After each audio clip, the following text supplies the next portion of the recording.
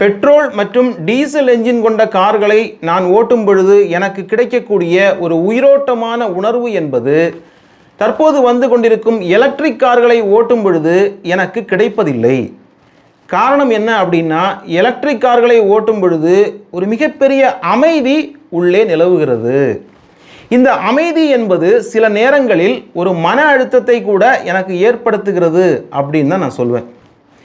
ஏன்னா பல பேர் சொல்லுவாங்க, டீசல் என்ஜின் கார்களை குறிப்பாக சொல்வார்கள். டீசல் என்ஜின் கார்களை வந்து ஒரு நாள் ஓட்டிட்டு இது என்னங்க இப்படி சத்தம் போடுது ரொம்ப அப்படின்னு சொல்லுவாங்க. உண்மையிலேயே பெட்ரோல் மற்றும் டீசல் என்ஜின் கார்களை ஓட்டும் பொழுது ஒரு உணர்வு ஏற்படுகிறது. அது என்ன அப்படின்னா, அதுதான் அந்த ஒலி, என்ஜினுடைய சவுண்டு.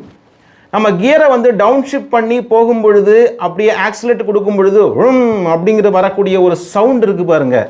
இதெல்லாம் பார்த்தீங்க அப்படின்னா அந்த வாகனத்துக்கும் எனக்குமான ஒரு கம்யூனிகேஷன், ஒரு தொடர்பு. நான் யார் கூடயோ வந்து ட்ராவல் பண்ணுறேன், என் நண்பரோடு ட்ராவல் பண்ணுறேன் அப்படிங்கிற மாதிரி ஒரு உணர்வை வந்து எனக்கு ஏற்படுத்துது.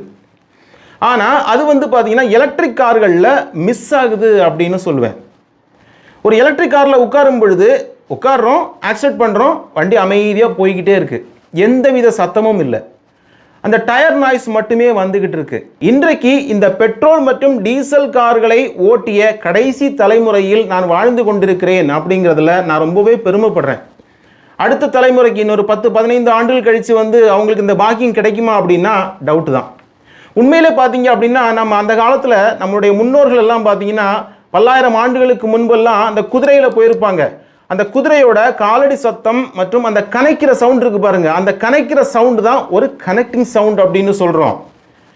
ஒரு சிங்கம் வந்து கர்ஜிக்கும் போது தான் அதுக்கான பவர் அப்படின்னு சொல்றோம். நீங்க யோசிச்சு பாருங்க, ஒரு குதிரையில போகும் பொழுது அந்த காலடி சத்தம் மட்டுமே கேட்குது, அந்த கனைக்கிற சவுண்ட் இல்லை அப்படின்னா அந்த குதிரைக்கு வேல்யூ இல்லை, ஒரு கனெக்டிங் இல்லை. அதே மாதிரி தான் நம்ம கார்களில் போகும் பொழுது அந்த என்ஜினுடைய சத்தம் பெட்ரோல் என்ஜினில் கொஞ்சமாக வரும், டீசலில் அதிகமாக வரும். அந்த சத்தத்தை கேட்டு கேட்டு கேட்டு போகும் பொழுது அது ஒரு இனிமையான பயணமாக அமைகிறது.